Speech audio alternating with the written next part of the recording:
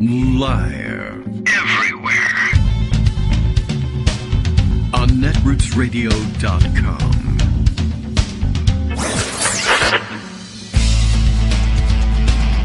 David Waldman. Kagro. In the morning. Now, here's David Waldman. Hey, good morning, everybody. And it is a good morning. How you doing? It is Friday, June 9th, 2023. Mark it in your calendars. It's the morning after, I guess. So June 8th, 2023, yesterday. We got exactly what we were told we should expect, but that they said we should maybe wait a week for. After preparing you for the fact that indictments were likely to come for Donald Trump in the very near future on the Mar-a-Lago documents cases, the espionage charges, but that just because it was being reported that they could come as soon as yesterday didn't mean that they would come yesterday. The analogy was, your package could be delivered as soon as whatever, or, the service person could come and fix your cable TV as soon as 8 a.m., but it rarely happens. Well, this one did. They did say as early as yesterday, and then yesterday, after the show, of course, they waited until after my show, they went ahead and indicted him. And they used the Florida grand jury to do it, too, which is kind of interesting as well.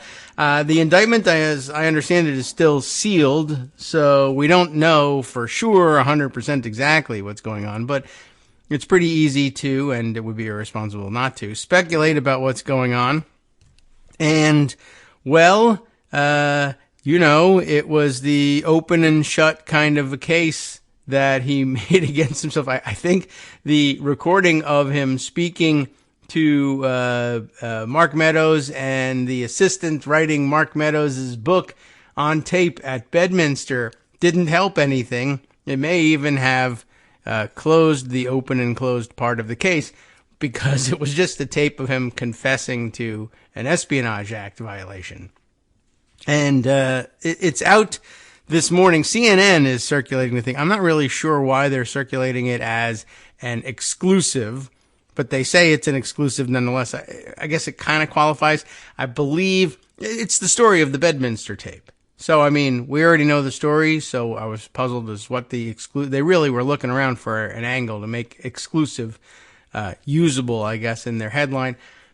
But I think when they first reported the tapes a couple of days ago, and everyone was reporting it, they were saying that they had heard from people close to the case who understood it. Who are these people? Well, we never really find out. But now I think there's a transcript of the tape available, and CNN must have gotten it first. And the exclusive is we have a transcript of that thing that we reported on, or everybody else reported on, days ago. And it turns out it was pretty much true. But the exclusive part is there's a transcript. But now, of course, that means they have more verbiage to quote from Trump. And as usual, it's Trump displaying his really, truly deep stupidity. It really is a miracle that the only thing that he really and truly screwed up horribly during his president was effing up a pandemic and killing 1 million people. Now, killing 1 million Americans, that's no small thing, but so far nobody seems interested in indicting him for that, which is perhaps another true tragedy, but amazing considering what else he could have done. He wanted to nuke hurricanes, so, things could have gotten a lot worse. But just as we described when we first learned about the conversation he was having in Bedminster, that, it's everything you feared it was, that he, for the sake of defending himself in the media, fully believes that the fact that the United States military has developed plans for a military invasion of Iran, if that should become necessary, whatever necessary means, he actually interprets that as, no, that actually means that General Milley personally wants to invade Iran, is trying to invade Iran, and is somehow trying to pin that on me. And on top of that being incredibly stupid, he's just poorly spoken and can't get a point across. And when he does get a point across, it's him saying, I'm violating the Espionage Act right now. That point he makes extremely clearly. And I don't know, I could read that to you. We could go over it. But guess what? Greg Dworkin found out that Donald Trump was being indicted yesterday, just like the rest of us. And today being Friday, his first thought, I'm sure, was, well, I will just relax and enjoy the indictment, swinging in the hammock. And then he said, who am I kidding? I have to call. And I made sure to invite him to do so, because honestly, this is one of those days where you just want to call in and say, hooray, Trump's been indicted. So, hey, good morning, Greg. How are you? I'm fine. Trump's been ignited. For all of you people who said it'll never happen and, things are taking too long, my headline today is Trump indicted again. Yes. And then when Fonnie Willis gets around to it, or Jack Smith gets around to his other cases. Yes, because there's no then January it's 6th in here. Trump indicted again and again. And again and again, and it happens all over the place. And that's what's happening here. I mean, this is like major league stuff. Yeah. Although you wouldn't know it from reading the Dallas Morning News. I don't know if I said it to you, but... was that who? Okay, let's see. Well, if you look at the front page of the Dallas Morning News.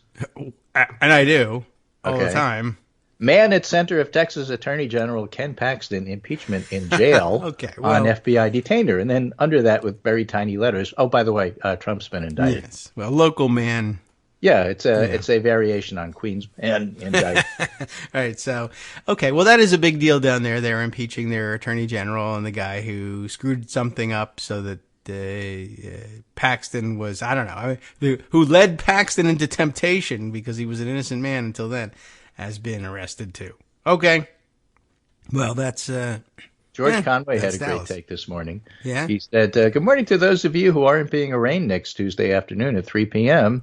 in the United States District Court for the Southern District of Florida, pursuant to Rule 10A of the Federal Rules of Criminal Procedure. Yes. And good morning to those of you. Right. Well, or not. Yeah. That's right? Most of us. So, I was thinking about that. We're mostly unindicted. I'm not sure. We're mostly unindicted. I've heard from Armando lately. Every chance he's been indicted. No, I don't think Armando's been indicted. So I don't think so, but, it's a coin toss. I don't know. I mean, he's always wrong, but that doesn't mean he's indicted.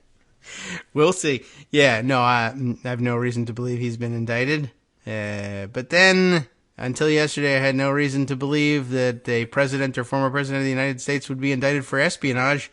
And well, see, that's the thing. Indicted for espionage. This is not a documents case. This isn't the boxes case. J.D. Vance says the former president will be indicted for mishandling his own government's classified information, but everybody agrees the president has the authority to declassify anything. Yeah, but this is a moral and constitutional joke. Merrick Garland has disgraced this country, he says. Oh, come on. And Renato Mariotti said, look, Trump has not been indicted for mishandling classified documents. He's not been charged with handling documents in the wrong way. He has been charged with willfully keeping national defense secrets he wasn't entitled to possess and then obstructing justice.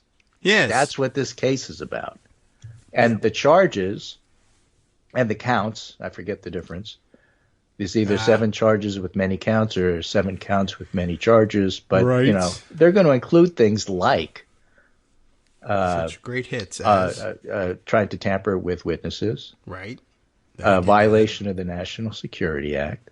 Okay. Conspiracy, because there's at least one other person who's going to be indicted. Sure. We don't know who yet. Ivanka. Yeah, well, maybe Mark Meadows. Okay. Yeah. Oh, well, he's set to plead guilty to something. Maury Wass has a piece. Mark Meadows removed classified documents, over 1,000 of them, the last night of his presidency. Oh. Well, removed, what do you mean? Moved like he took them. Oh, okay. That's bad. I saw Donald Trump putting them in a box and I removed them from the box. That's good. I put them in my own box and stole them. That's bad. Right. Exclusive from Maury Wass. Mark Meadows removed classified documents from the White House the last night of Donald Trump's presidency. Cassidy Hutchinson testified she witnessed Meadows removing the papers. That's bad. Yeah. And so you thought that Mark Meadows was speaking to the grand jury to talk about January 6th, and maybe he was. But maybe Mark Meadows was also talking about this stuff. Yeah, I guess so. I mean, he had to at some point, given that this tape that just puts Meadows right in the middle of the documents case. Right, and maybe that's why Meadows flips. I guess. I mean, I don't know what's on this tape that implicates him. Accused other things might. Of a conspiracy against national security. That's like what Joe Biden might call a BFD, even though Biden's pretty silent about what's going on. It's what Ethel and Julius Rosenberg would likely have called a BFD if they were alive or had survived their case, but they didn't because they were executed under the Espionage Act. But hey, it's a small thing. And then, of course, there's why it's boxes. Did he keep the documents? We don't know that yet. Right, yeah. And you've made the connection, and many people have made the connection that, look, the daughter and son-in-law, Ivanka and Jared, got billions, literally billions, $2 billion from the Saudis. Of them, yes. Chris Christie's angry about it. And at the same time, Trump is getting a lot of money from what you might call the merger between the PGA and the 54 Tour. Oh, yes. 54. Well, it's L-I-V. Oh, is that what that Obviously Roman numerals, because why would the Saudis use Arabic numerals? Yeah, I don't know. I'm not certain what that is. Is that what that is? I have no idea what they call that. Live. Yeah. Okay. Live, live, 54. LIV, 54. I think it's 54 is funny. I like that too. I was like, what are you talking about? I don't know. I saw that and said, why do they call it the 54 Tour? That makes Super no Bowl sense 50. to me at all. If it said Super Bowl, I would have understood it. But yeah, Super well, then Bowl you get of sued golf. for using a superb owl in a way that you're not supposed to. True. Okay. But, do they have to hit the ball with bone saws? We don't know. But the point is, we don't know why Trump took the documents, but we do know he did bad stuff, and the things he's being charged and indicted for, those are bad things. They are. He shouldn't have done them. And the tape is incredible because, of course, there's, the real topper of it all is him saying, I could have declassified this document, but I didn't. But I still have it, and it's top secret. And here, look at it. You should see what's in it. Look. I mean... But look at it. Look. Of course, it's a tape, so you can't prove somebody actually looked. Right, He's just that's using true. it rhetorically and they are being waving very... his hands and saying, "Look at the sky," even though we're inside and you can't see the sky. Right. Here. They're very careful. The lawyers went over. I don't know who went over it, but it's good. They point out he says, "Look at this paper." You hear maybe a paper rustling, but you don't know whether he's dumb. He might have the wrong paper. Wrapping paper. Right. You don't Could know. have been anything. Look at something else, or look, I'm just telling you. But it also could be read as, here is a secret document. You should look at it. Oh wait, no, it's secret. You shouldn't. But it helps me. So read it. So, and it's pretty wild. Did he wind up selling the missing papers to the Saudis for more money than Jared got because he was really pissed at his son-in-law for cutting him out of the money? I mean, maybe. It's terribly irresponsible not to speculate about this stuff. We don't know. What we do know is that the New York Times says, quote, a lawyer for Mr. Trump by the name of Jim Trusty. And if you want a lawyer, right? If you want a trustee, get a guy named Trusty. Right. Told CNN on Thursday night that the former president's legal team had not been shown the indictment itself, but that the court summons gave some details on the charges. No. He mentioned alleged Espionage Act violations, false statement charges, several obstruction-based charges, including offenses under Section 1512, which criminalizes witness tampering or other means of obstructing an official effort. That is bad. Yes. There's also a conspiracy charge, Mr. Trusty said. But he added, this isn't biblically accurate because I'm not looking at a charging document. I'm looking at a summary sheet. Mm-hmm. He also said the Trump legal team had not been told anything else. Okay. So Tuesday afternoon, we'll find out. And it's not that far away. Today's already Friday. Right. So, just in 4 days, we'll find out a whole bunch of stuff. And I have to tell you, I am already sick and tired of reading about stories about, well, Trump has endured stuff before and it's never really affected his stand. Shut up. Okay. This is so new. This has never happened before. And let's be clear about what's going on here. 35% of the country are MAGA people, and they don't really care. Fine. This isn't directed at them. They've always been there. What Trump did is give them permission framework here to permission structure to say this stuff out loud. But then there's another 10, 12% of MAGA adjacent Republicans. And of course, as a wild guess, I would say 98% of them are car dealerships. Wow. And, the demographic that's most Republican of Republicans, they tend to be Republican leaning, which sometimes are more Republican than the Republicans. And they don't really like Trump. They don't respect Trump, but they'll vote for him because he stands against the things that they hate, like Democrats. Okay. Right? So they're potentially persuadable. You may or may not persuade them to vote for you, but maybe you can persuade them to stay home. Okay. So Trump's got a solid 35. He's got another 12% that's at play. He can't ever get above 47%. The idea that January 6th and multiple indictments have no effect on that 12% is bullshit. The question, what we don't know, is what percentage are we talking about here? 1%, 2%, 3%? Doesn't matter. If it's 3%, it's enough to lose. Mm-hmm. That's the point, So, yes, it has an effect. And no, it doesn't matter that, he could shoot somebody on Fifth Avenue. It wouldn't make a difference. It wouldn't make a difference to the 35%, but that has not ever been what we're talking about here. Right. Also, and the keeping guy who on the gets focus shot of the 35% that they don't change their mind and they still go to rallies. Who frickin' cares? They don't count. They cannot win elections. They can shoot people. They can do insurrection stuff. That matters. But frankly, some of the most violent of the MAGA people, they were already in jail. And they've already sent a message to the rest of them. We're serious about this. So, FAFO. Okay. Yeah, that's true. And a good point there, too. In fact, a good friend of the show, Matthew Rigdon, had sent yesterday his very interesting thought about the timing of this and saying it seems worth noting that DOJ taking the long way around to this arraignment has some good side effects. Most importantly, that the leadership now of both the Proud Boys and the Oath Keepers are in prison, so perhaps less chance of organized resistance as well. Conspiracy is a thing. Yes, not only is it a thing, but gives them the idea that, look, if you're going to do conspiracy you can convict people for. We already have. Yeah. So keep that in mind. You think you can get away with some sort of insurrection in the wake of the indictment? No. In fact, they will arrest you and they will put you in prison. But the people who would ordinarily be responsible for organizing the resistance and protest, violent protest of an indictment like this are already in prison, so that's going to tamp down on things a bit. I thought that was a good point. That was that's why you handle it that way. Get me Roger Stone. Yes, please. Next. He's a nexus. So is Mark Meadows, and whereas Stone will never flip, Meadows will.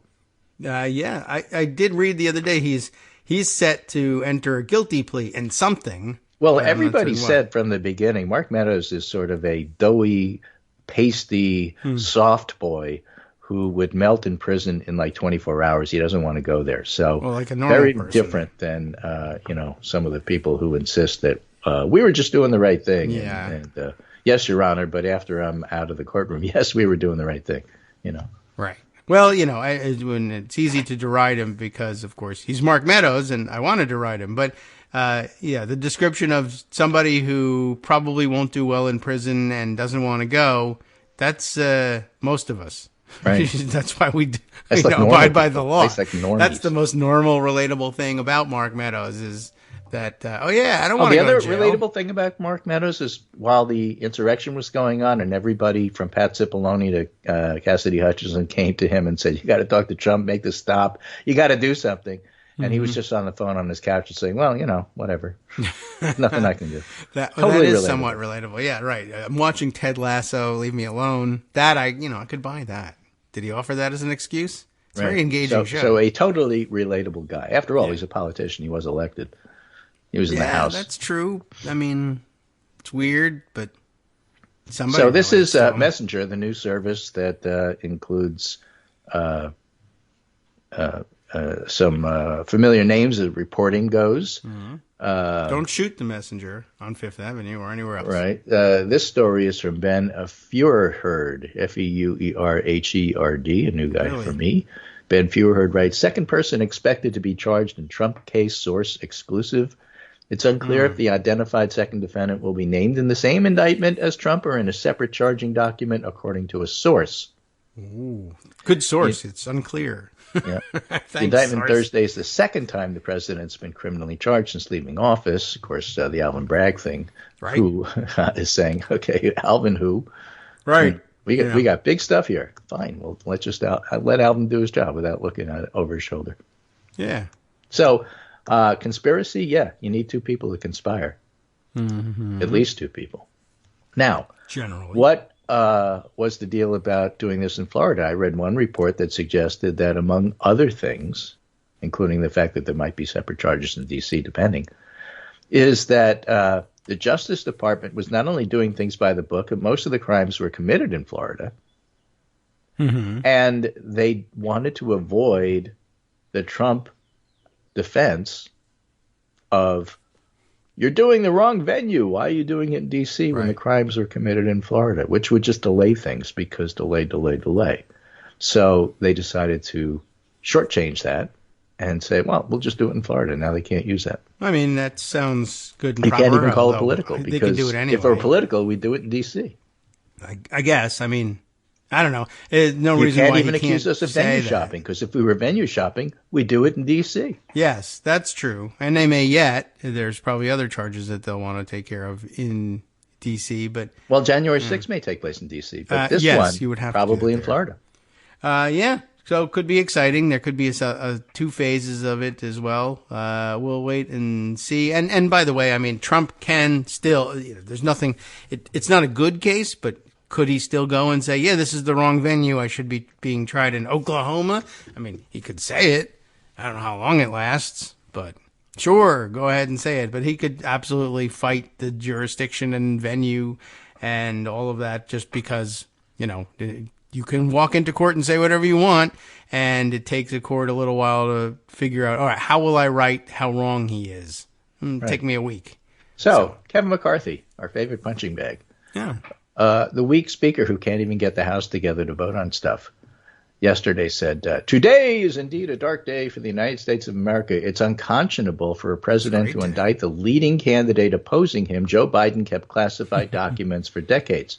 Fact checker steps in and said Joe Biden didn't indict him, a jury of his peers did. Yes. I and every American who believes in the rule of law stand with President Trump against this grave injustice. House Republicans will hold this brazen weaponization of power accountable.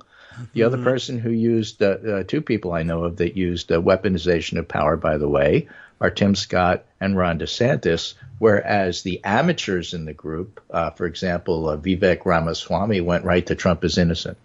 Oh. Right. Ron DeSantis and Tim Scott aren't saying Trump is innocent. They're saying, look at how the Department of Justice is used. That's not kind of an innocuous defense, non-defense. I didn't say Trump was innocent or guilty, and that leaves the door open for whatever comes later. Whereas the amateur, Ramaswamy, steps right in it and looks like an idiot because when the indictment is unsealed on Tuesday, this is serious stuff. You don't FAFO with national security. Those are not cases the government loses. Brad Moss, who's an expert on this, says, I've never seen a case where the government lost. Oh, that's true. I mean, their record on national security cases is pretty good. Judges tend to jump out of the way of every insistence. Even Trump judges. Yeah, it's true. They're trained to do so, and sometimes it's not a great idea, but in this case, it's absolutely fantastic. So let's look at some of the pundits here. Jordan Weissman says, I think it's notable that Republican Trump challengers like DeSantis and Scott are currently talking in general about how the DOJ has been weaponized without specifically saying he's innocent. I don't think that's happenstance, says Jordan Weissman, who is a Semaphore editor. DeSantis is a smart lawyer who words things carefully when he wants to. He similarly talked about how he considered pardoning January 6 protesters as part of a wider review of a weaponized DOJ, but didn't make any promises. Compare that to Vivek, who went all in on a pardon immediately. What a moderate he is. To me, Jordan Weissman says, it looks like candidates trying to leave themselves a little bit of wiggle room. Whether that's tenable, I don't know. since at some point they're almost certainly going to be on a debate stage where the moderator will ask for a show of hands about who would pardon Trump. Mm-hmm. In fact, I would go so far as to guess that will you pardon Trump is about to become a massive 2024 litmus test. You know, will you support the nominee of the Republican Party? Would you pardon Trump? Let's find out now. Go on the record. Yeah. Right? And Chris Christie and Mike Pence, the dancers, you know, what Trump did was terrible, but of course I'd support him. Mm-hmm. Well, they're in a pickle now. Yes, and now we should keep them there. And as Benji Sarlin says, there's no hiding from this one. Yeah, well, I don't know. I mean, you would think, although I guess there's still room for the press to not handle this particularly well somehow. But even it's really hard to imagine. Even our press. Even Meet the Press would ask follow-up questions. Yeah, but what about Trump? Will you or won't you? Yeah, and that's so horse racy they just might. So, I think. And it just might work. Right, that's true. You will pardon Trump, and it just might work. Yeah, sure. That's that could actually be his follow-up, just to justify having been so tough in a follow-up. But all right, well, there doesn't seem to be any way around it, and the press does enjoy banner headlines and including the fact that this highlights that Kevin McCarthy is a really weak speaker and the Republican field are really weak people. Yeah. Well, this will put it in the spotlight for sure. And, Republicans of all stripes. But McCarthy has to defend Trump because, he's beholden to the nutcases. Yeah. He has to. That's what they want him to do. And, although, it's an opportunity for him to realize he's already at odds with these guys and there's nothing to do to patch it up. So maybe just tell the truth for once, but that's not going to happen. I guess he figures he can squeak by and work out this gun bill thing and get everybody back on his side if he's just supportive more on that Trump. After the break. Okay. Wow. You're indicted, by the way. Sup, fam? It's your boy Darwin, aka Darwin_Darko, aka the most reasonable man in America, aka KITM's senior black correspondent. You might remember me from such recordings as Spacemen vs. Space Cadets and We Need to Talk About Joe Biden. Today, I want to bring you good news about that thing you've been struggling with. Do you suffer from giving too much of a damn?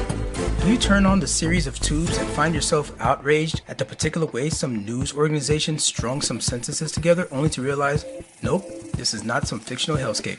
Well, guess what? You no longer have to accept the life of giving too much of a damn. You can do something about it, because even you, yes you, can be a show contributor. Now I know what you're thinking. Hey, Mr. Most Reasonable Man in America, I'm not some professional podcast talking guy. Don't worry about it. Do you have a smartphone or some other electronic recording device? Well, that's all you need. You too can have a segment where you can read us an important article and give us your take. Read one of your own original essays, or even just give us your commentary on something you'd like to share that's important to you. Fair warning though, side effects may include general punditry, having opinions and hot takes, getting stuff off your chest, and hearing your own voice. If your recording lasts longer than 5 to 7 minutes, please consult kagrox@gmail.com. That's KAGROX@gmail.com.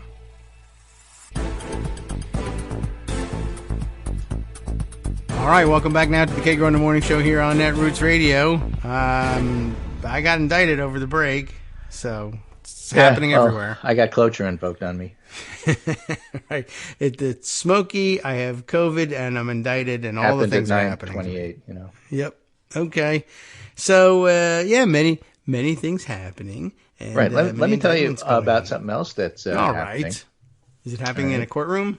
Happened in a courtroom. So the Supreme Court actually did a good thing. And I am not the person to evaluate why they did the good thing, whether or not John Roberts was ticked off at everybody else for screwing up his plans for how abortion should go and Dobbs was mishandled, or whether he's trying to send a message to Alito about other stuff. But for whatever reason, the most political people in the 6-person justice conservative majority, which is to say John Roberts and Brett Kavanaugh, the people who actually read headlines and have it affect them, voted with the liberals. Wow. And they preserved Alabama's voting rights for blah people. Oh, yes. Rick Santorum, where are you? Where are you, Rick Santorum? So there are two results here. First of all, the Supreme Court did something good for whatever reason, even though they have a track record of doing something bad. Yes. And they didn't fix everything with this, but it was a good decision. Immediately, the Cook Political Report, Dave Wasserman and other redistricting people, said this decision that says that Alabama screwed up when they deliberately went out of their way to not allow a majority-minority district. So you basically took a black vote away from the House of Representatives, and you can't do that. As soon as that came down, people said, well, this has implications across the South, and I didn't quite let that sink in until I saw Cook Political Report tweet yesterday. For now, we're making 5 House ratings changes. Listen to these changes. Alabama 1 goes from solid R to toss-up. Alabama 2 goes from solid R to toss-up. Louisiana 5 goes from solid R to toss-up. Louisiana 6 goes from solid R to toss-up. North Carolina 1 goes from toss-up to lean D. Oh. So if you think redistricting has no effect whatsoever on the House, Cook Report says, read this. Yes, and all the more important in the current situation. You know, we set this up. We didn't know we were setting this up, but for the whole week, we just told you all week that 5 votes changes everything in the House. They can't get rules passed, and they have no legislative agenda because 11 people got annoyed, but it really only takes about 5. And, well, here's 5 seats that are probably, that are Republican now, and they thought were going to remain Republican because Republicans redistricted them to remain Republican. That might not be in Republican hands at all next time around. So Dave Wasserman, who tweets under Redistrict, yes, has a piece in the Cook Political Report under the headline Redistricting. Okay. In case this is too subtle for you. Yeah, I missed what this was about. Surprise SCOTUS Alabama ruling, a huge win for Democrats and civil rights groups. In a somewhat unexpected move, Roberts and Kavanaugh sided with the Supreme Court's 3 liberals in a 5-4 verdict to affirm a federal court ruling.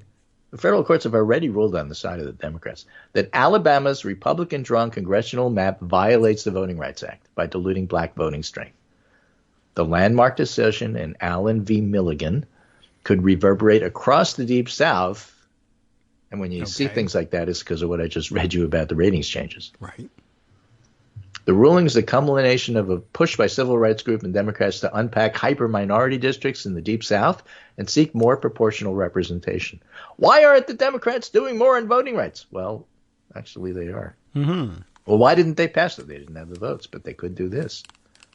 That's right. Politically, the ruling could shake up the 2024 battle for the House, send shockwaves behind Alabama, and potentially offset a new gerrymander Republicans are likely to impose in North Carolina.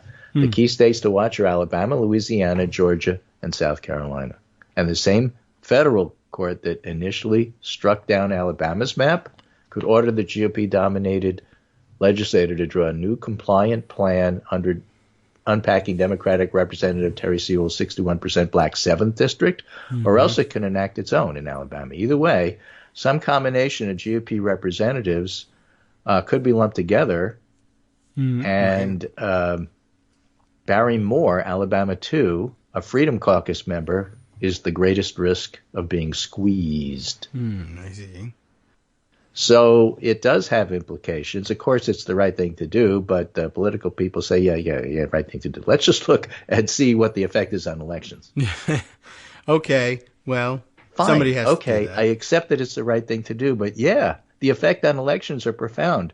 And those elections are how you make sure the right thing happens. Yes, well, I was thinking about that as you were saying. Okay, they want to focus on the horse race of the elections, but the reason where it matters. Yeah, the reason it was the right thing to do is it's going to change the composition of Congress. That's why it was the right thing to do. Remember what we said earlier in the week also. Well, everybody assumes that the Republicans have a natural majority in the House of Representatives, even though that wasn't true. No. 2 years ago, and it certainly isn't true now in regard to Kevin McCarthy doesn't even have enough of a majority to actually take votes on things. Well, this makes it even more so. Yeah. Well, the natural part of there was nothing natural about the majority. It was an entirely artificial majority, right? That they had constructed for themselves by changing the rules of how the votes are divvied up and counted. If you squint at things just right, you can turn it into a Republican majority, even though the vast majority of votes in congressional elections go to Democrats. So we know that story already. And the Supreme Court, that's unexpected. They didn't have to do that. And it'd be interesting one day to learn why. So, you step back and look at the bigger picture here. The White House isn't commenting on the Trump indictments. It's not commenting on this. People argue that the White House isn't doing the messaging we want. Well, that's because you want them to, again, Indiana Jones style, rip out the heart of your opponent right on TV and then squeeze it. Yeah. That is not Biden's style, and it doesn't necessarily win elections. So a lot of what he's doing is, dare I say it, smart. Or as they might say in Boston, smart, But the thing is, they might say it. Yeah, they might say it. That it's a winning move. And for all those people who are unhappy about his age, and there are plenty of people who are unhappy about his age that wish Biden was 20 years younger, he's doing all the right things. And the idea that that's not going to help him in 2024 is silly. Yes, okay. Inflation's coming down. The economy's doing okay. We're not in recession. Trump has been indicted. The voting rights stuff is actually a little bit better than it looked even a couple of days ago. Yes. He's doing all right. Yeah, pretty good.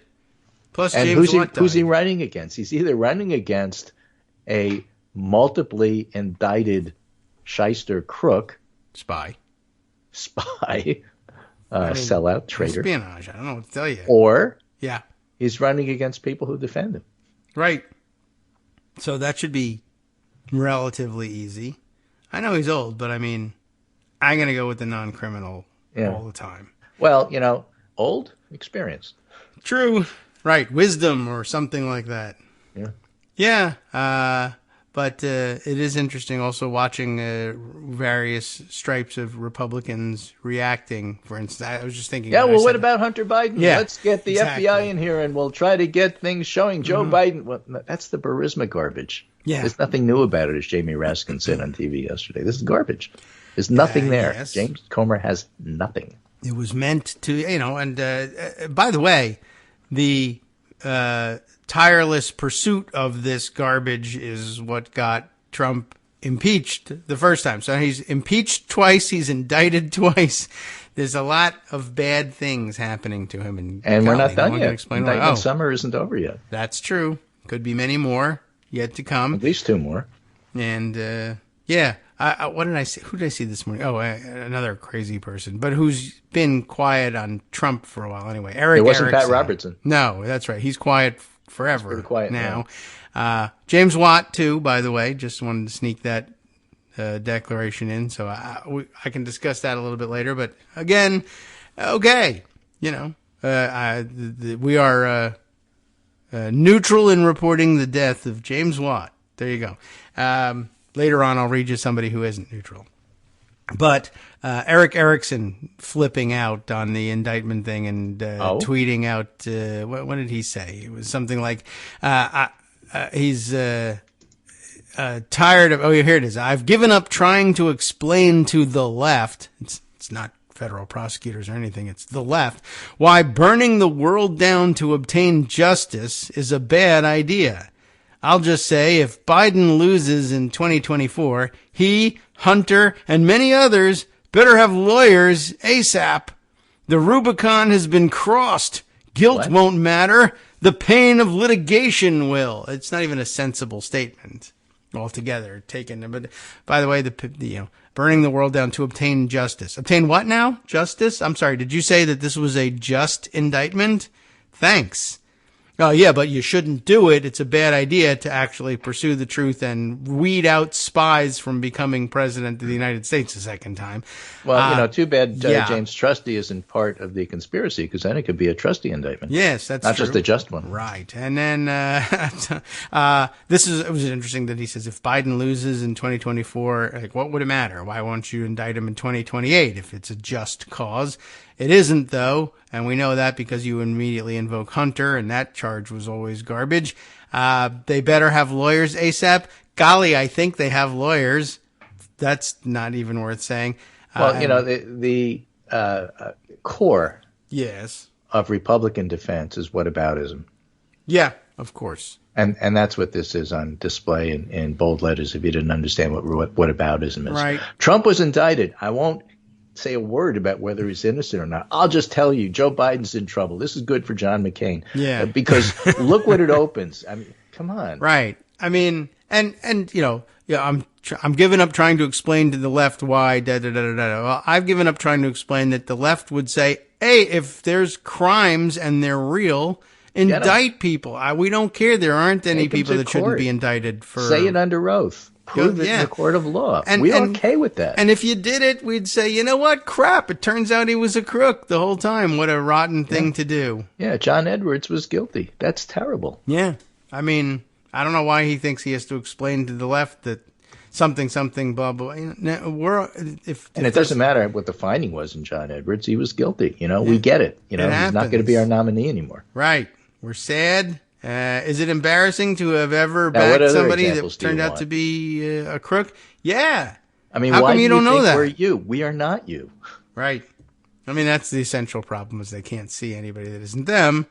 So they figure we'll be angry about it because they are. We'll be embarrassed. Like, oh, gosh, I wish I had known that about him because I don't like criminals. So we got to wait till Tuesday to find out what the details are of this indictment. But I do think that the most interesting part at this point is going to be following Republicans and see how they react to it. And the smarter ones are going to leave themselves a little bit of room to not, commit to being just complete idiots. Well, and then there's there haven't been any of those yet. I guess so. Well, he has to do the most outrageous possible thing, I would think. He actually doesn't. He doesn't even have to run.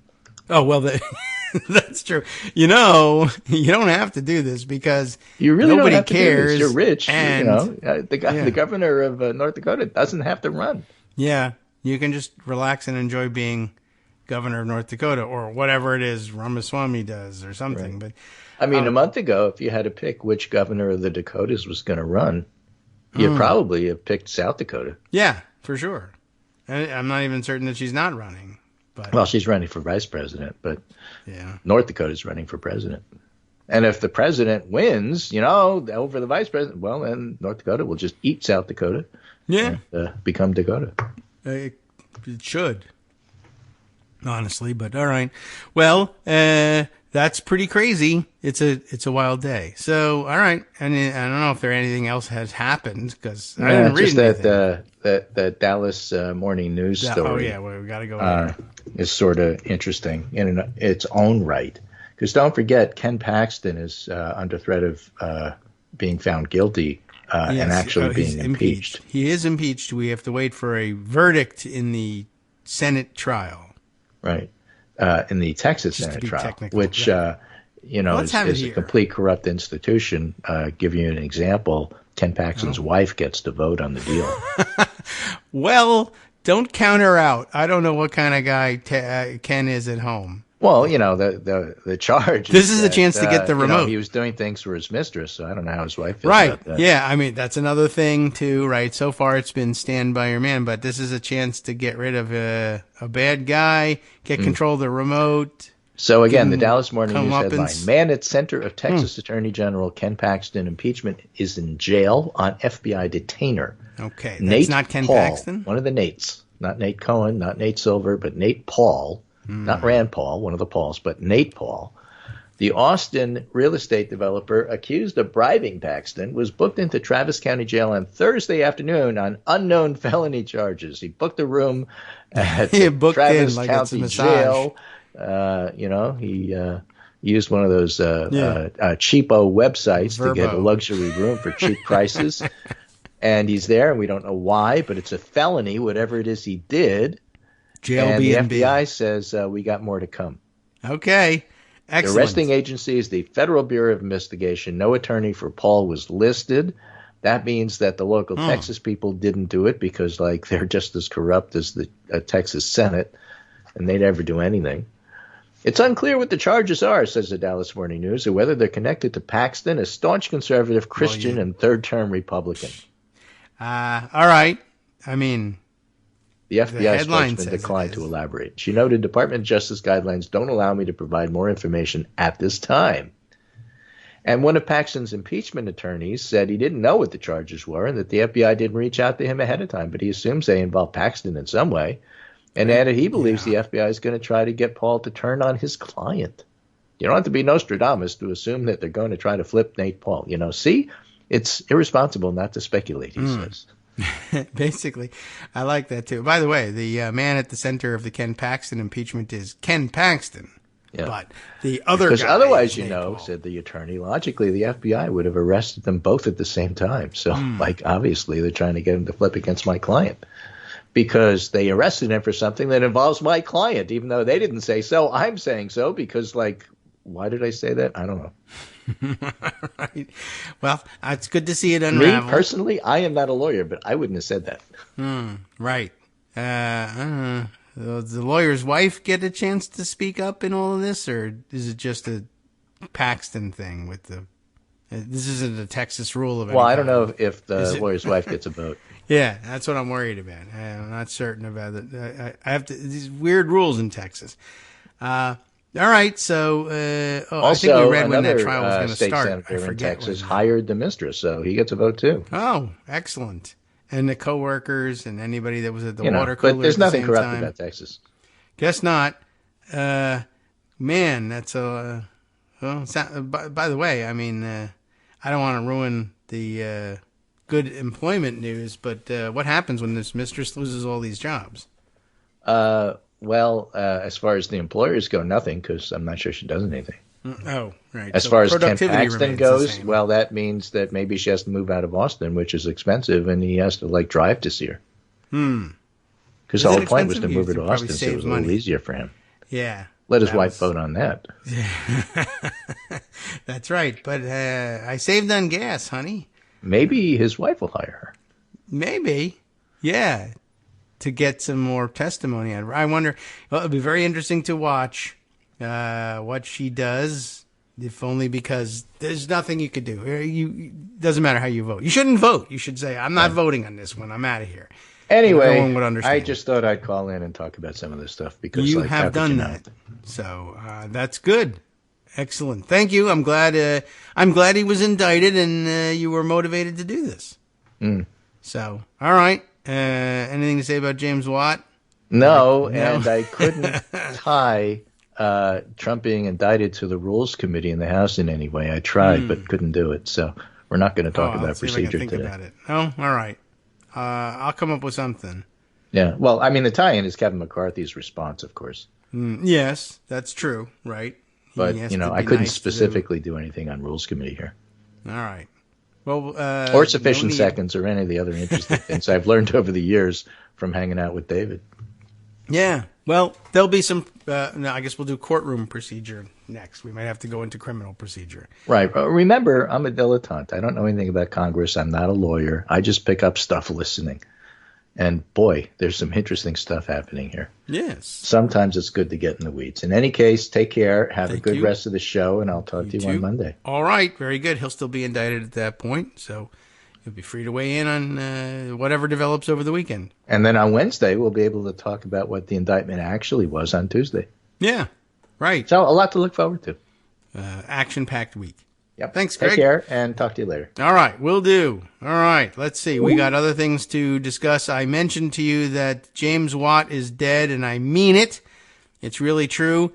And I told you that there would be at least somebody willing to say the sorts of things about James Watt now that he's dead. They were saying it while he was alive, too.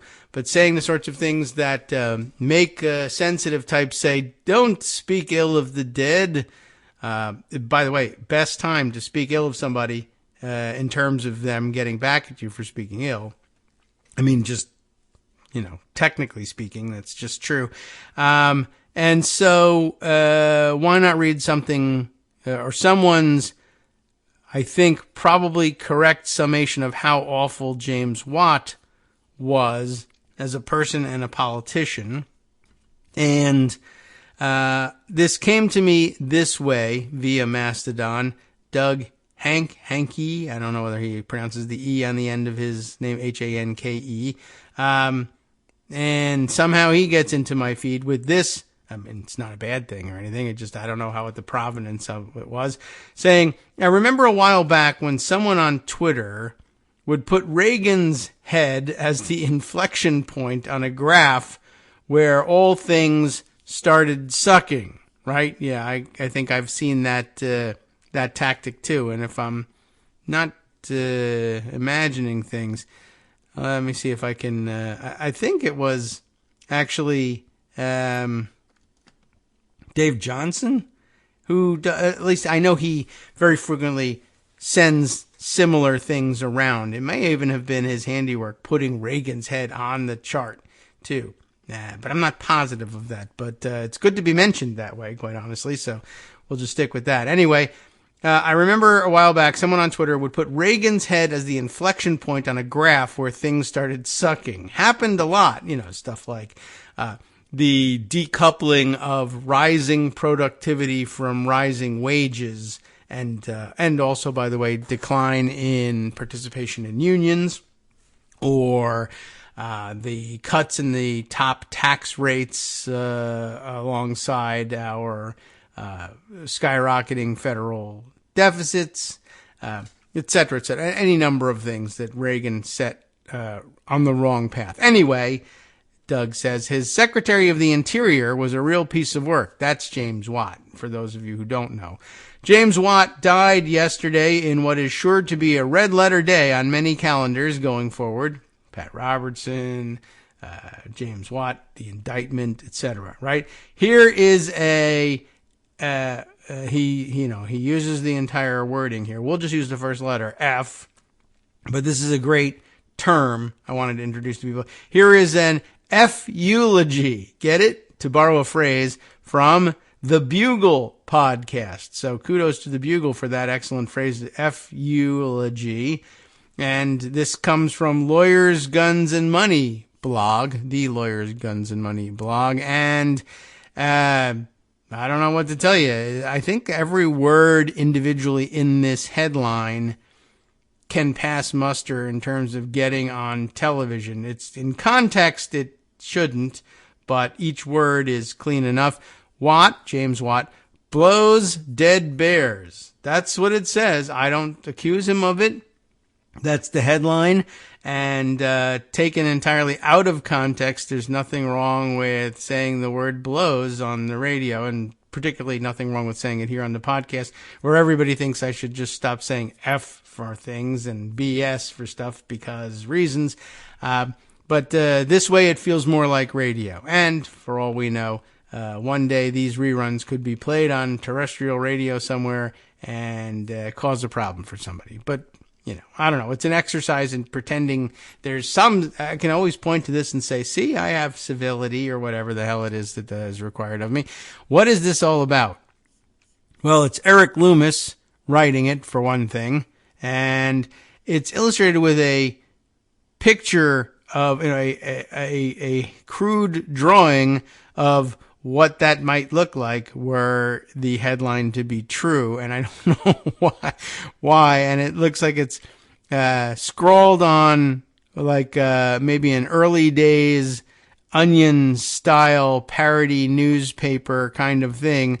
Maybe something that was written a long time ago, or even in the Reagan administration when Watt was active, about what a jerk he was, et cetera, et cetera. So here's the story as written. James Watt is dead. Finally, it says. Of all the Reagan appointees, Watt has a serious claim to be the worst, and that's a high bar. Born in Lusk, Wyoming in 1938, Watt graduated from the University of Wyoming in 1960, and then from Wyoming's law school in 1962. He became friends with another young Wyoming Republican, Alan Simpson, whose father was the state's senator.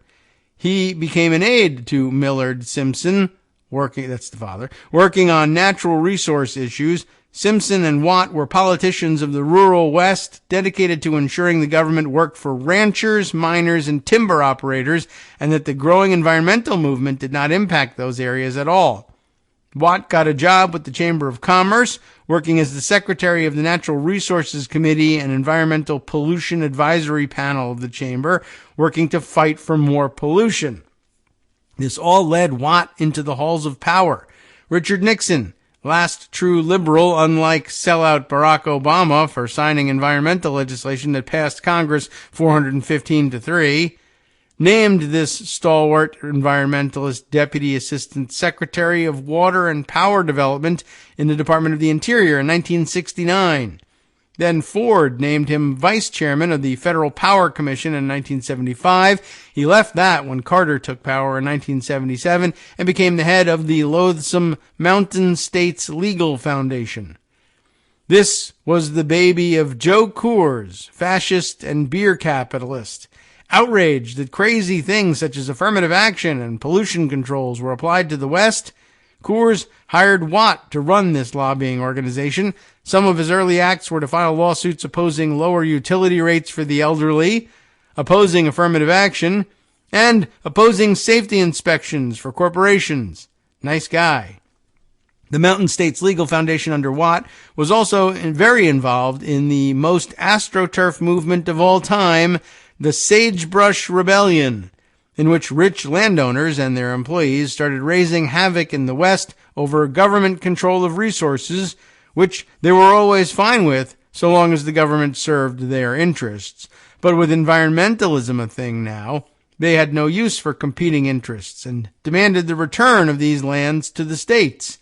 In other words, Cliven Bundy and his followers are followers of James Watt.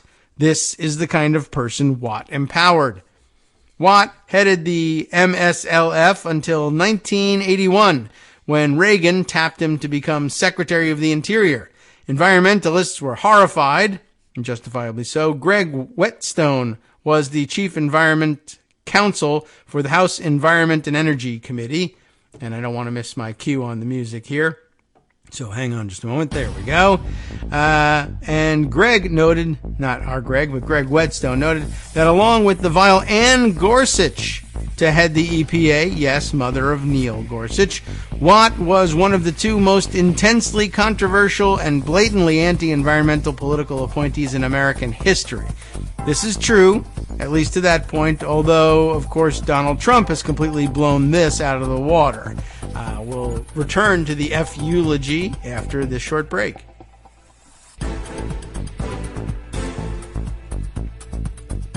All right, welcome back now to the Kagro in the Morning Show here on Roots Radio.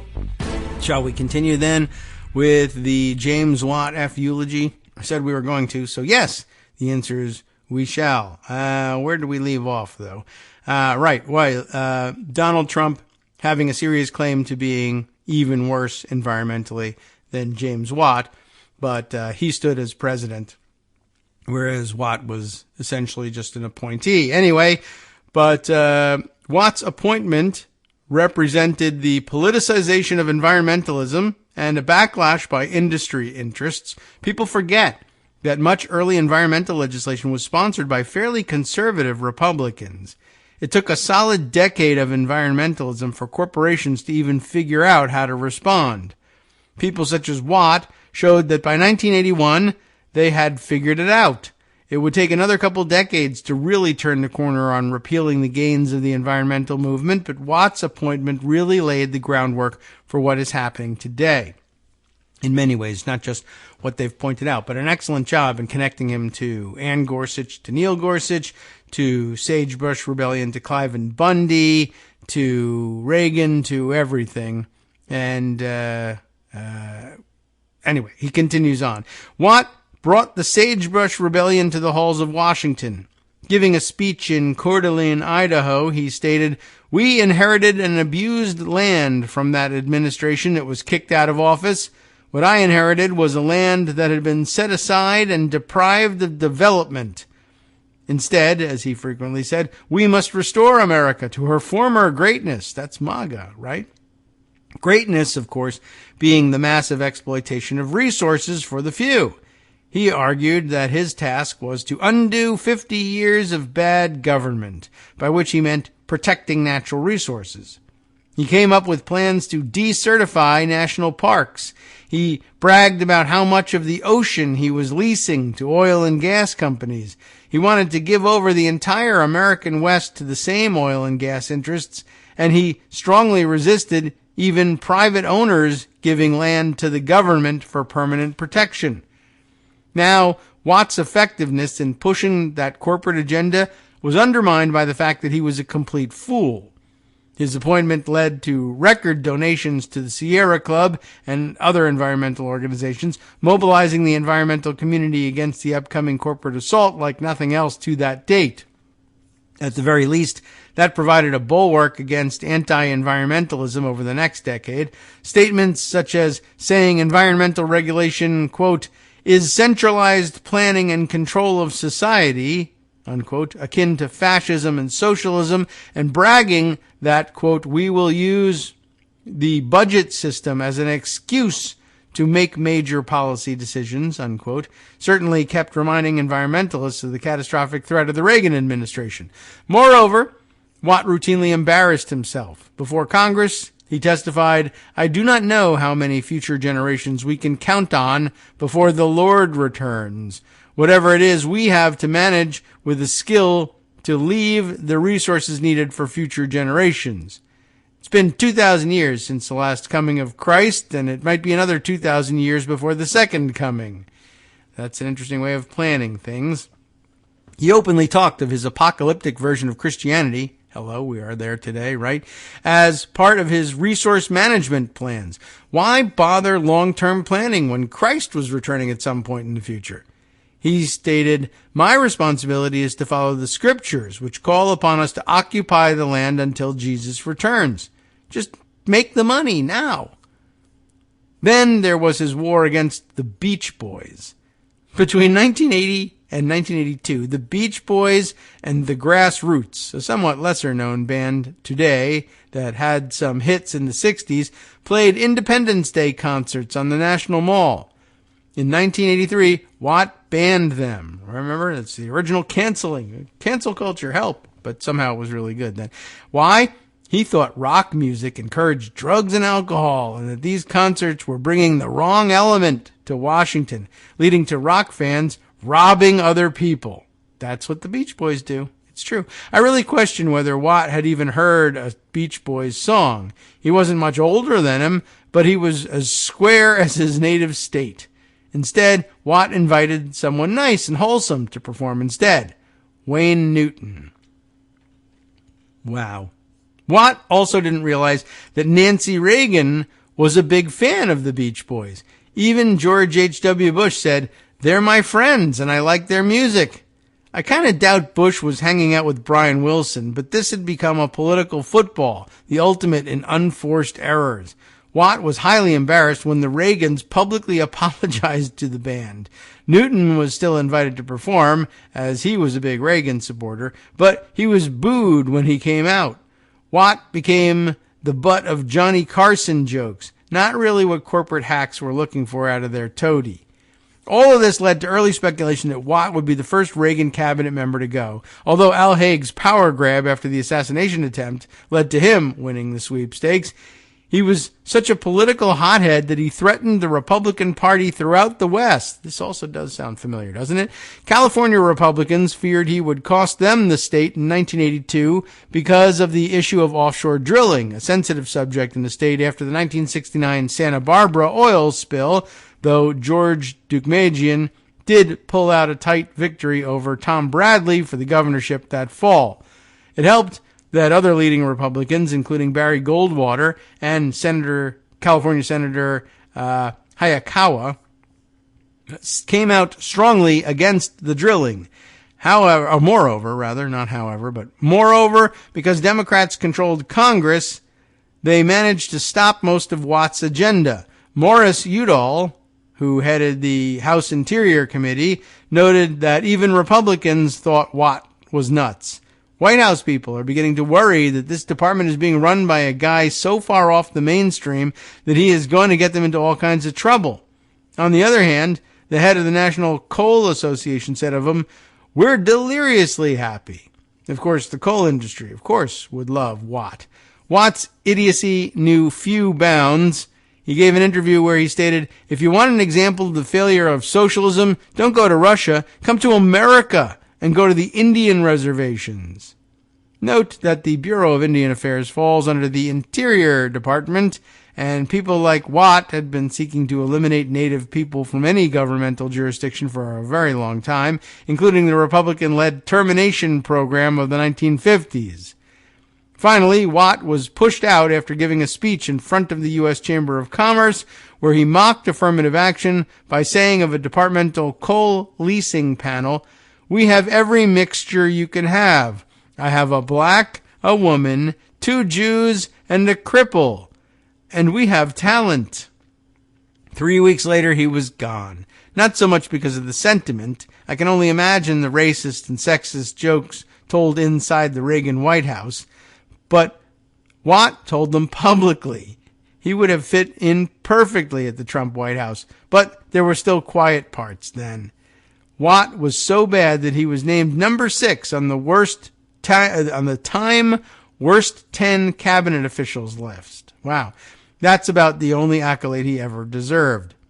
One would like to think that Watt was permanently shamed after he left office, but in truth he was tremendously influential. His legacy, minus the big mouth, is what Republicans now look for in a Secretary of the Interior. George W. Bush's first Interior choice, Gail Norton, was a direct protege of Watt.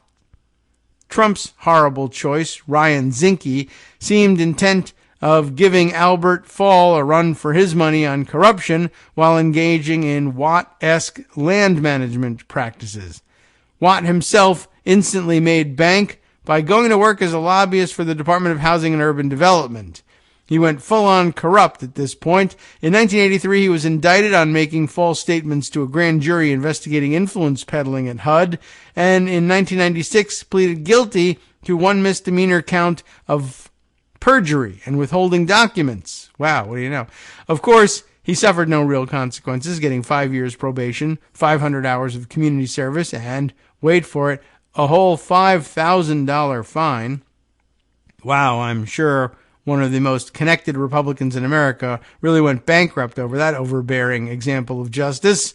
Watt was, of course, ecstatic over George W. Bush's election, the imposition of Norton upon the nation, and Bush's natural resource policies. In truth, though, Bush committed less damage on this front than environmentalists feared. Somewhat distracted with other issues, the Orwellian named Healthy Forests Act and other such Watt-esque laws didn't receive the push they needed to return the West to the 1950s-era exploitation of Watt's dreams. I can't find any particularly useful information on Watt's later life, but he ended up in Arizona, where he died. America is much better off without him. As for the image, the crudely drawn picture illustrating the headline, I found this years ago while doing archival research for my book, Empire of Timber.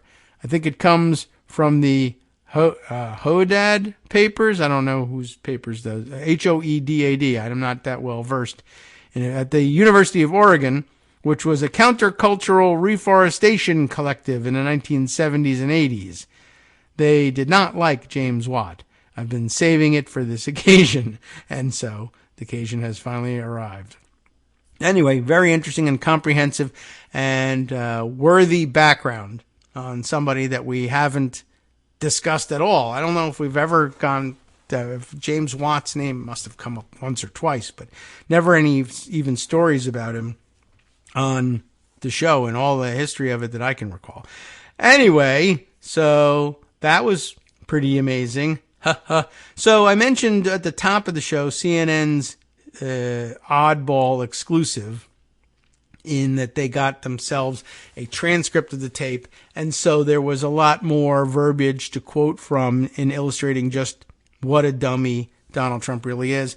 Let me read you some of that. Paula Reed and Jeremy Herb put this together for CNN.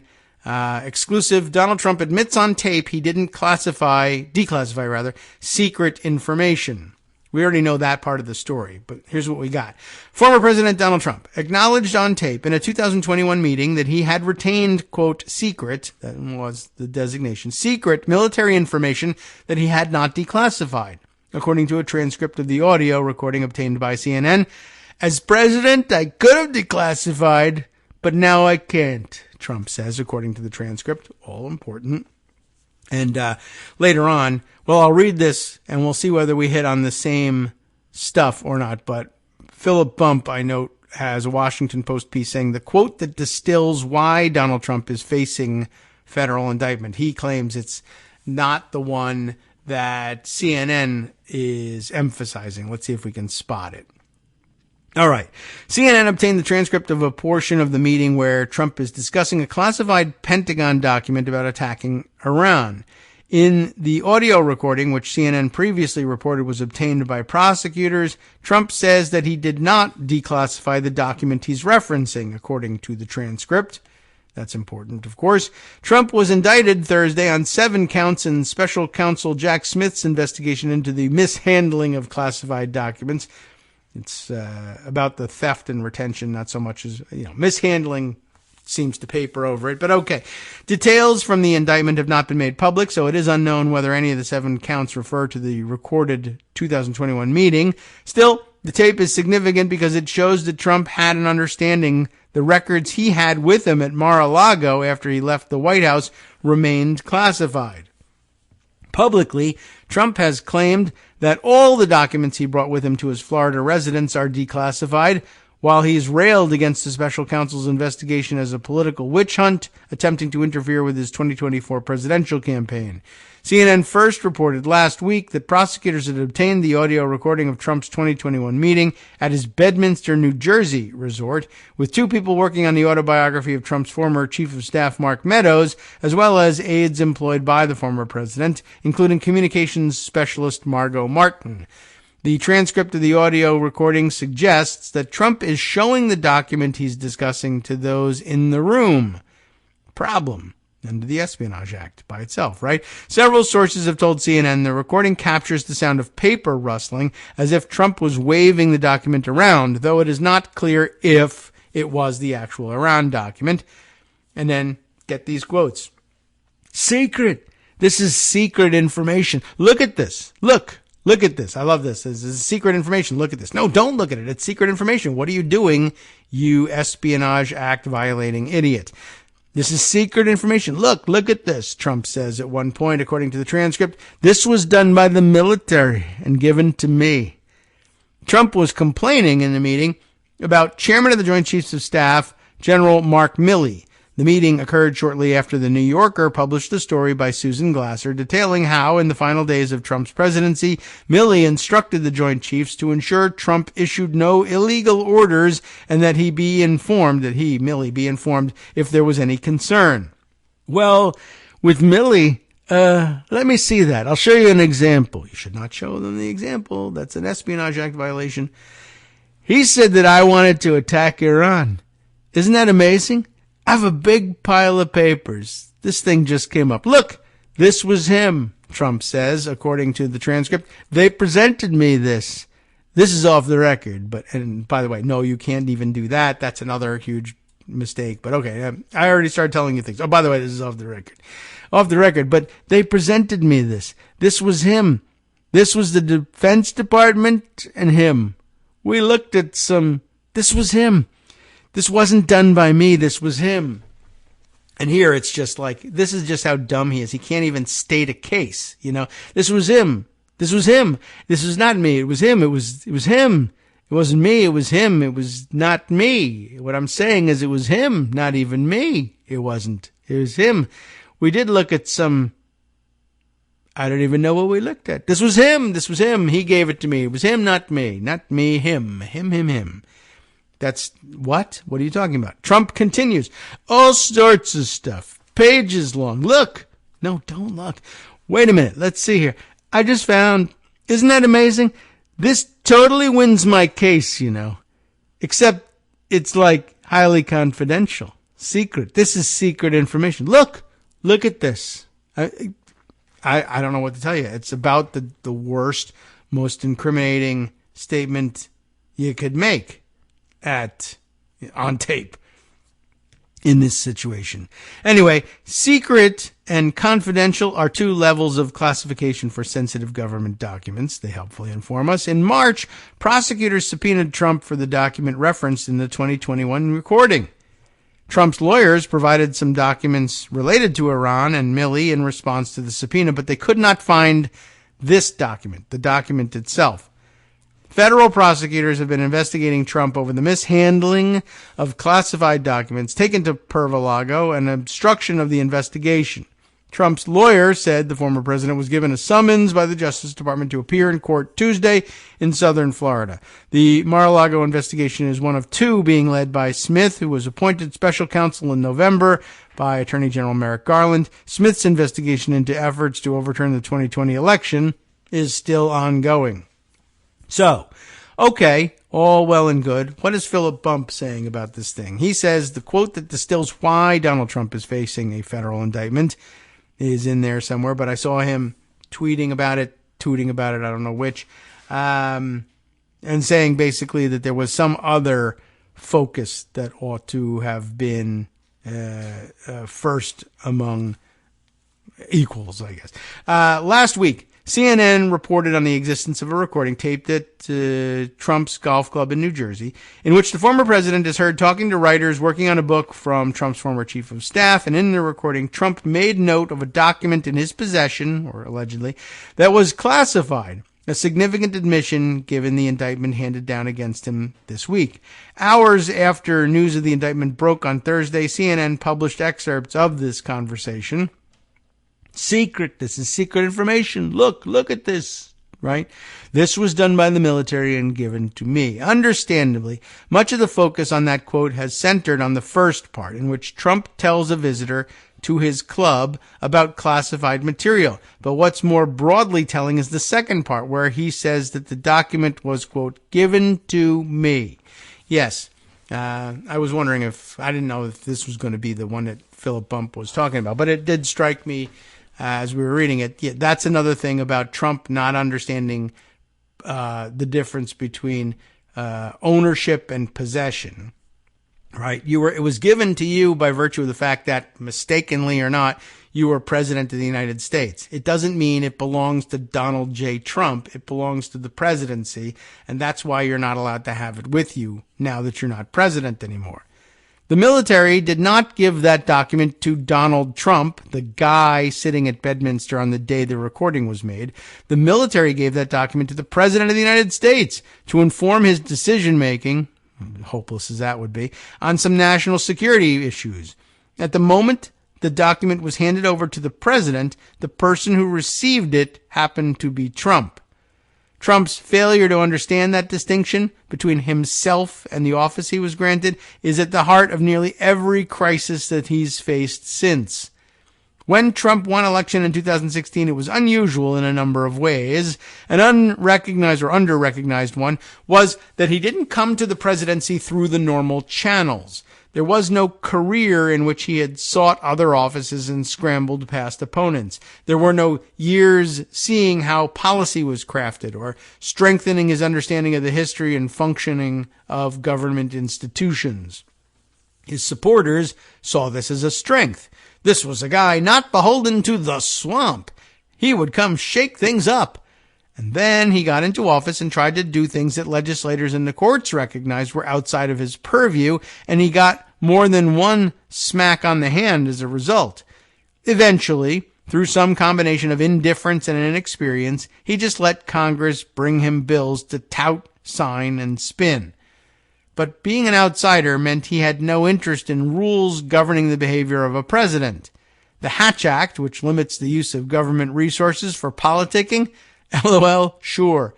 The guy used the White House for his 2020 convention. He tried to get Ukraine to announce an investigation into former Vice President Joe Biden by withholding a state visit, if not military assistance. And it is military assistance that he withheld, yes. He understood the power of the presidency, but not the checks on it.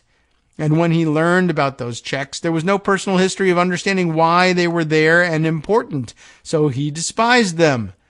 Trump did not see the presidency as an enduring position in which he was granted the right to serve by the public. He saw it as another title held by Donald Trump. And so, when the public told him in 2020 that they were revoking that right, he did everything in his presidential power to prevent that from happening. Happily, it came up short, but there was a cost. So, in mid-January 2021, Trump had to pack up at the White House. And in doing so, it seems he looked around for the stuff he wanted to keep, put it in boxes, and had it shipped to Mar-a-Lago. We know this is how he behaved in general. Another of his various former chiefs of staff told CNN last year that from time to time during meetings, Trump would ask if he could keep the material that he was presented. In my experience, the intelligence briefers most often would say, "Well, sir, we prefer to take that back."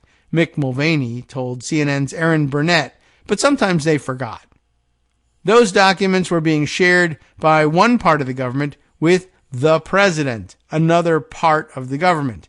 Not to mention that in this specific case, it's hard to fathom why Trump would want the material. He was understood to be adverse to reading the briefings that he was receiving. Are we to assume that he was doing some extracurricular boning up on the issues? Probably not, right? This indifference to understanding the presidency as one cog in the machinery of governance is not unique to Trump, of course. Many Americans share the idea that the president is superior to other branches, in part as a function of the way the president is elected. It is incumbent upon those within government or appreciative of the complex way in which it holds itself to account to defend that process.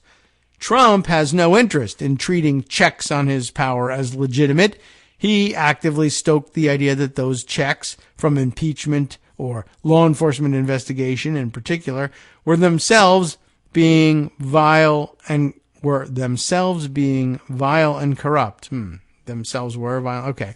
His supporters and allies in right-wing media, eager to curry favor and enjoy the sunlight of his attention, competed among themselves to reinforce those attacks. This was sometimes framed as a defense of the presidency, but was really a defense of Donald Trump, the central star in the right-wing solar system. So, here we are. I think a point well taken. Trump was given documents, and so he kept them. Then, when the National Archives and Records Administration asked that he return those documents, since they belonged not to him but to the presidency, he told them to pound sand. Ultimately, the government's law enforcement arm had to come down to Mar-a-Lago and collect them.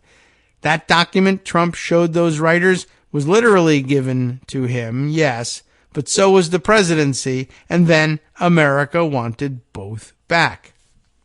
It's a good point and well worth calling out, and one we've made a number of times on the show. That's why we think it's so good. It confirms all our prior beliefs about this. This is something we have. If you're a longtime listener, you know we've been talking about Trump's inability to separate ownership from mere possession. And that was going to cause him trouble. He was destined for this trouble. It wasn't destined for the presidency, but once you stuck him in the presidency, he was destined, A, to F things up horribly, as he did with the pandemic, but two, he was... did I say A or damn it? I never keep track of these things. But he was destined to come into some sort of trouble with the possession versus ownership thing. I also thought, and I still think it's probably true and probably the case, and honestly, Jack Smith probably could make a case about this just incidentally with what he found, but I had a feeling that Trump was going to be stealing things from the government and the White House, either taking fixtures from the White House, keeping gifts that he was given without making any compensation to the government, et cetera, et cetera. I just thought that he was going to get into all sorts of trouble with those things. But we have other bigger fish to fry, I guess, before we get around to indicting him on those things. All right, let's see. Oh, in other courtroom-related news, there's a couple of court-related things to share here. Scott Anderson has sent me the scoop on the real issue before the Supreme Court yesterday. Finally, they've got their hands on a case of substance and are treating the real problems in this country, not the not affirmative action, but voting rights bill or act case that they addressed in Alabama, but rather, I know you were all waiting for the outcome of the Jack Daniels lawsuit against the dog chew toy company. The Supreme Court has, in fact, ruled for Jack Daniels in poop-themed dog toy trademark fight, is the headline from NBC News that Scott has shared with me. So good news for, I guess, I don't know who exactly. Jack Daniels executives, really, I guess is what it comes down to. Lawrence Hurley wrote this up for NBC. The Supreme Court on Thursday ruled in favor of Jack Daniels in a trademark fight over poop-themed dog toys that resemble the company's famous whiskey bottles, which I guess you don't want necessarily associated with poop, dog, or otherwise. But, clearly they were just having some fun, but I guess it's troublesome. The justices, which get a lowercase j in this case, on a 9-0 vote, ruled against VIP Products LLC, which argued that its products, including the Bad Spaniels toy shaped like a whiskey bottle, are obvious parodies and should therefore be protected as free speech under the First Amendment. It's an interesting idea, but not necessary. Hi everybody, it's me, David Waldman. Yes, the same guy who interrupts you all the time. Interrupting you one more time just to tell you again, another reminder that your contributions are what keep this show on the air, and patreon.com, patreon.com, is still among the easiest ways to make the sustaining subscription donations that keep us afloat. Are you ready for the pep talk about how our Patreon campaign is still going strong and growing? Well, too bad.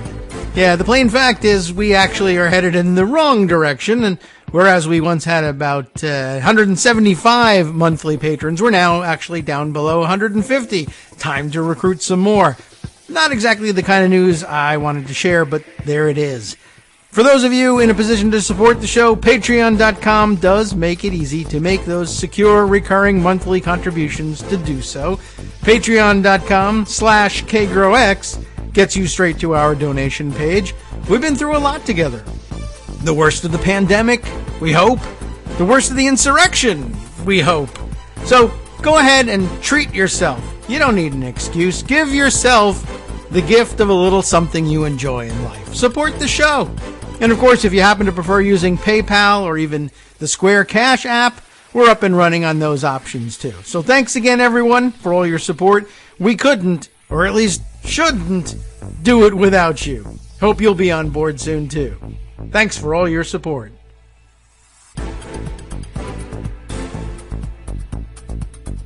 Welcome back now to the Kagro in the Morning Show here on Net Roots Radio. Last segment on a Friday. Remember, it's actually Friday today. So, yes, the big news out of the Supreme Court on the poop-themed dog chew toy. I mean, there is a real issue behind it. Is it First Amendment free speech to parody Jack Daniels with there's no real danger of confusion between the two products. You can't drink a dog chew toy, and no reasonable person is going to believe that, say, Jack Daniels believes that its product is comparable to dog poop in any real way. I don't know. But, there's an awful lot of money spent in the branding of Jack Daniels, and, somebody was able to sell extra toys by ripping off their design, and it was, there's no real reason why. Let's say if they had shaped this thing like a can of beans and then said, Bad Spaniels should chew on this toy, something, what even is it's Bad Spaniels, the old, you've seen the Jack Daniels bottle, right? Jack Daniels, old number 7 brand, Tennessee sour mash whiskey, right? All of that. The Bad Spaniels toy. Bad Spaniels, Jack Daniels, right? And instead of old number 7, it's the old number 2 on your Tennessee carpet. Get it? Okay, so dogs poop on carpets, something, and then, I don't know what, they're going to chew on this toy that's shaped like a Jack Daniels bottle. But I guess arguably, without all the money that Jack Daniels had spent on branding, a a chew toy shaped like something other than their recognizable square-ish bottle, with that black label and the funny looking, various type fonts and the number 7 and Tennessee and all of that. Without all the money that they had been spending on that, there'd be no reason in the world why anyone would buy this chew toy. Honestly, there's no reason in the world why anyone would buy this chew toy anyway. Why not buy something else? But maybe that's funny. Because everyone recognizes Jack Daniels. This is an obvious, on the one hand, that makes it the obvious parody. On the other hand, it's why bother spending all this money on branding when other people can just free ride on it? I'm just not sure that was at the heart of the case. Anyway, Justice Elena Kagan, writing for the court, said that VIP's alleged infringement of the trademark falls within the heartland of trademark law and does not receive special First Amendment protection. They discussed the similarities of the label and say the whiskey maker describing the offending products as poop-themed dog toys countered that there is a likelihood of confusion, meaning the product violates trademark law. I don't know if there's real confusion possibilities here. The Ninth Circuit Court of Appeals ruled in favor of VIP products, saying its toys are protected under the First Amendment, arguable, which prompted Jack Daniels to seek further review from the Supreme Court. Various companies, including Nike, Campbell Soup, I was going to say a soup can, instead of a can of beans, but then I realized, well, that would maybe possibly put it right back in trademark territory if you used the Campbell's visual theme. Anyway, who else? American Apparel was in this somehow. They all filed briefs backing Jack Daniels, saying the appeals court interpretation of the law threatened trademark protections that shield the value of iconic brands. Free speech advocates, including the Electronic Frontier Foundation, filed briefs backing VIP, citing the importance of people being able to comment on and mock famous brands. I'm sympathetic to that, but apparently no one on the court is. I don't know if it's going to make, damage anything for us. Maybe we find ourselves backtracking later on. But anyway, interesting, just in case you were wondering whatever happened to that case. There's a lot of other things to get to. Let me see what we can run through and see if we can throw in a little of our Friday Esoterica at the end, too. But I wanted to bring this one to your attention as written up by Mother Mags over at Daily Kos, one of the popular trending diaries here. Bring us back to Arizona. Cyber ninjas forced to turn over 39,000 emails. As suspected, the audit was a sham from the start. And I guess it took getting a hold of some of the CEO's emails to further prove what a sham it really was. Mother Mags, our diarist here, writes, I wrote my share of diaries in 2021 about the Maricopa County audit, quote-unquote audit, which was intended to expose 2020 election fraud in Arizona. A lot of stories were bonkers crazy, but it was no joke. Among other things, critics wondered, 1, why was Cyber Ninjas, a Florida-based company with no election recount experience, hired to conduct the audit? And 2, what was the connection between Cyber Ninjas and officials in the Trump administration? This week, the Arizona Republic published several articles based on more than 39,000 emails that Cyber Ninja's CEO, Doug Logan, tried to keep from the public for more than 2 years. So much of the audit itself was secret, with reputable reporters banned from the scene while One America News Network was given carte blanche. Media outlets argued that the audit was funded in part by taxpayer dollars, and therefore the public has a right to know how this bumbling catastrophe came about, who was involved, what the audit actually found, and who funded this mess. As we now know, it found that Biden won Maricopa County by even more votes. What it did not find was any fraud. Initially, thousands of communications were turned over to the media, all but the 39,000 that Logan held on to for years, until, that is, the court said he can't. He eventually released most of them, but not in a way most people could decipher.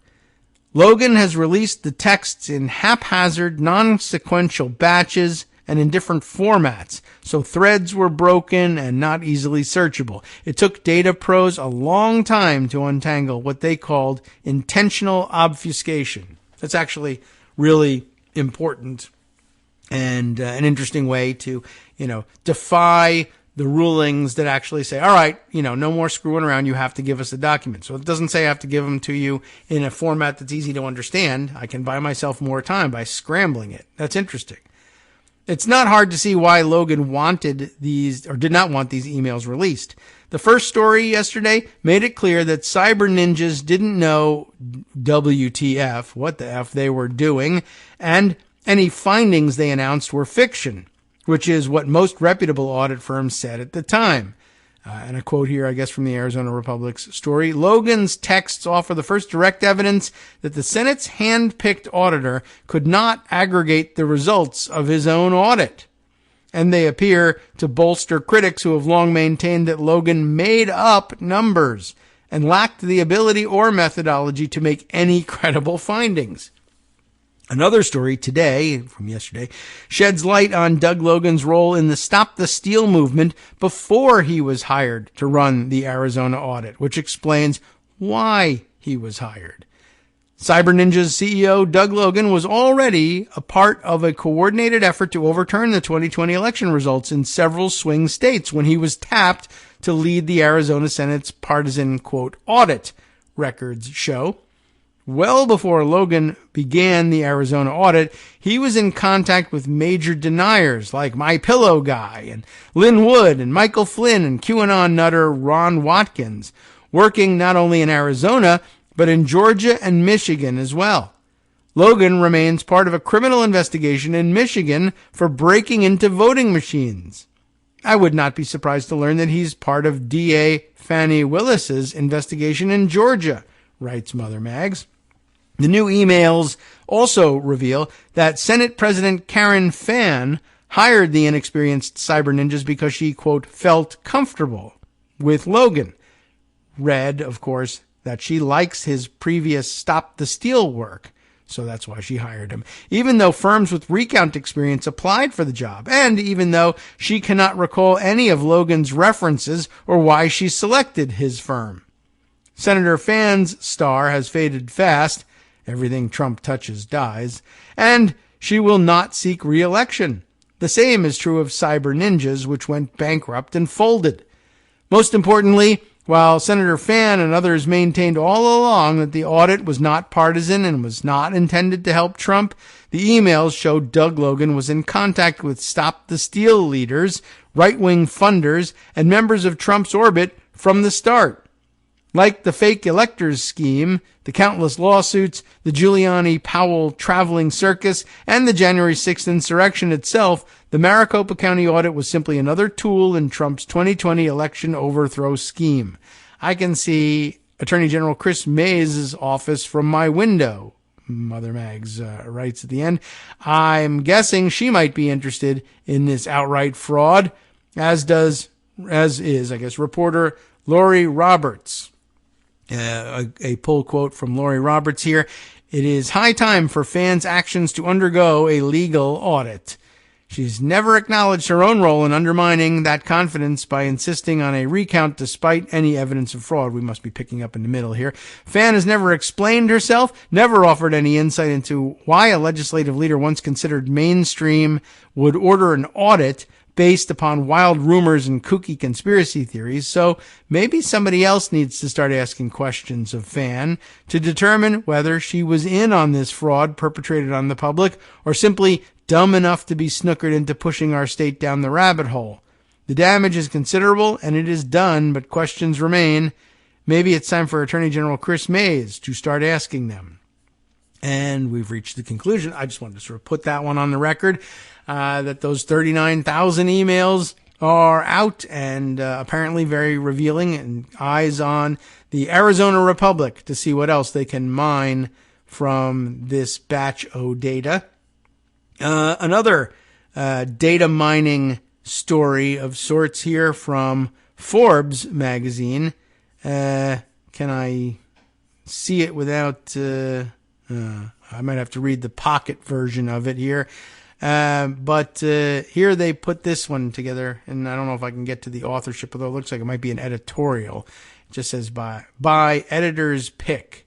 I'm not certain what that's supposed to mean, but let's see, if I try opening it again, maybe quickly, Zach Everson, there we are, is the Forbes staffer who wrote the thing. I could read it as a free article if I sign in, apparently, but maybe I can scroll down to it. Yeah, there we go.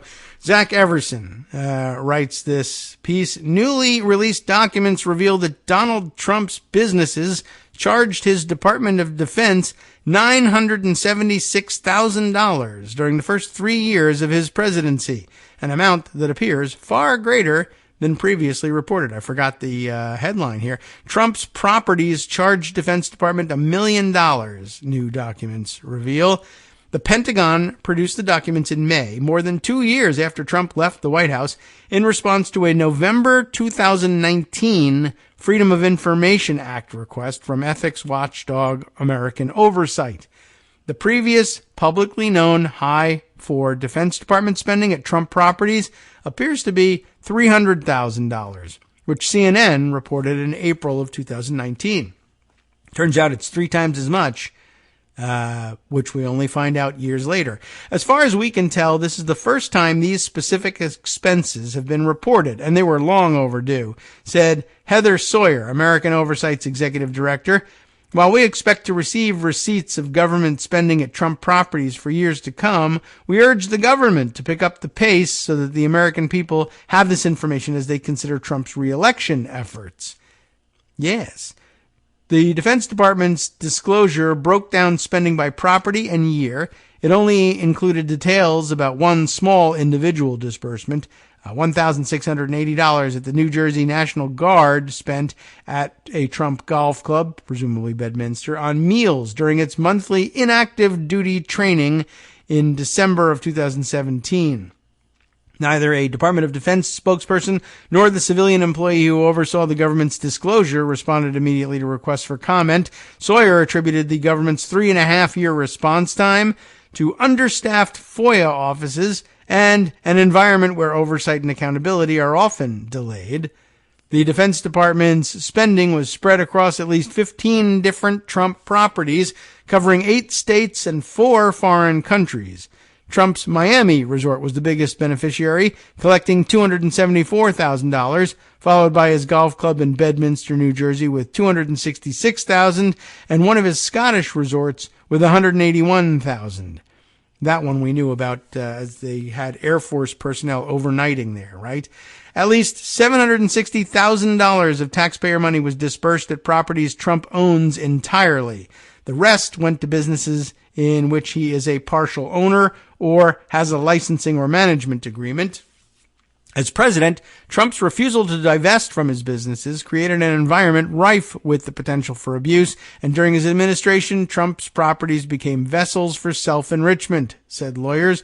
Donald Trump is now running for president again. His old habit of enriching himself at taxpayer expense deserves renewed scrutiny as he seeks another term.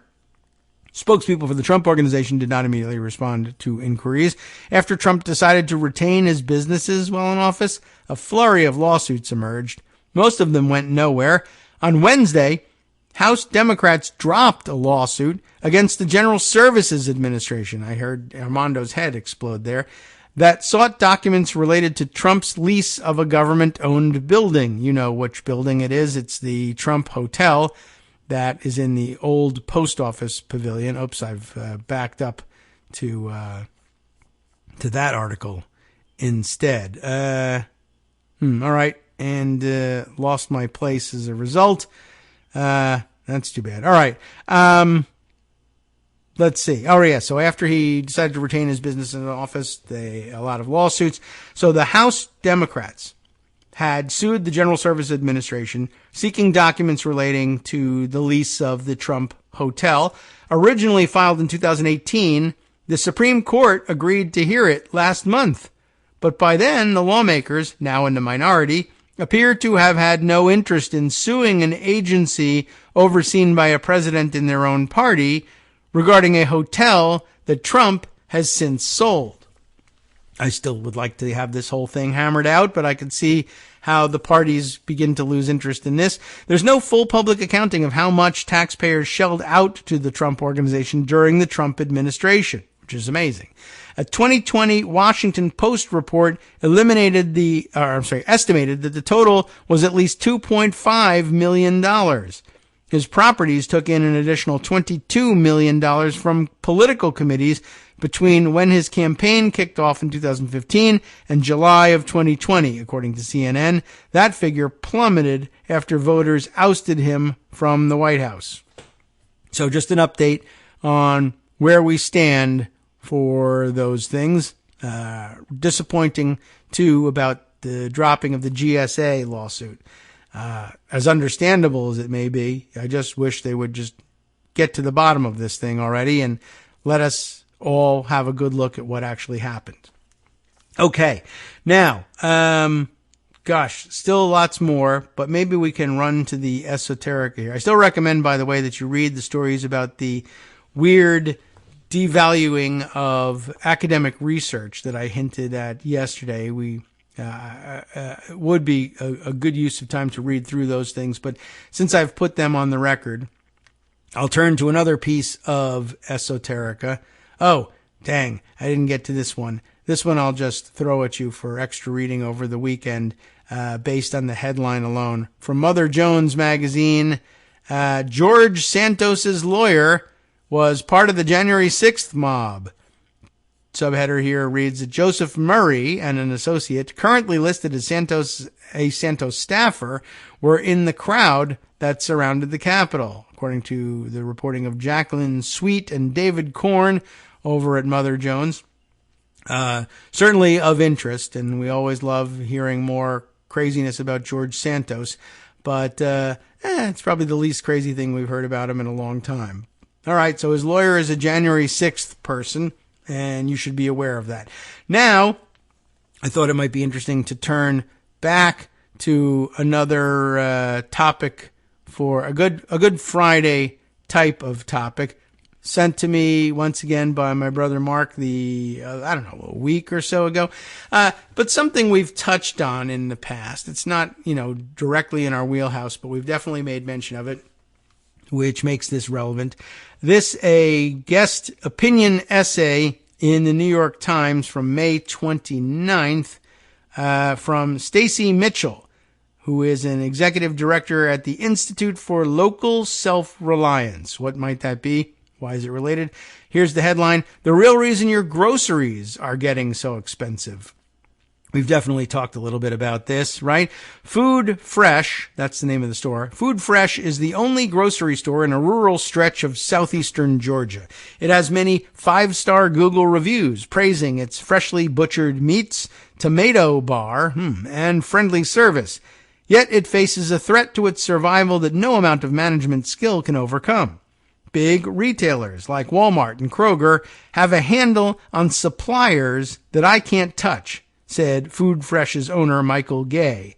The chain wrest deep discounts from suppliers, making it impossible for his store, to come close to matching the chain's prices. To understand why grocery prices are way up, we need to look past the headlines about inflation and reconsider long-held ideas about the benefits of corporate bigness. Like other independent grocers, Food Fresh buys through large national wholesalers that purchase goods by the truckload, achieving the same volume efficiencies the big chains do. What accounts for the difference in price is not efficiency, but raw market power. Major grocery suppliers, including Kraft Heinz, General Mills, and Clorox, are they not groceries, not food, but groceries, yes, rely on Walmart for more than 20% of their sales. So when Walmart demands special deals, suppliers can't say no. And as suppliers cut special deals for Walmart and other large chains, they make up for lost revenue by charging smaller retailers even more, something economists refer to as the waterbed effect. I'll have to ask our in-house economist about that one. This isn't competition. It's big retailers exploiting their financial control over suppliers to hobble smaller competitors. Our failure to put a stop to it has warped our entire food system. It has driven independent grocers out of business and created food deserts.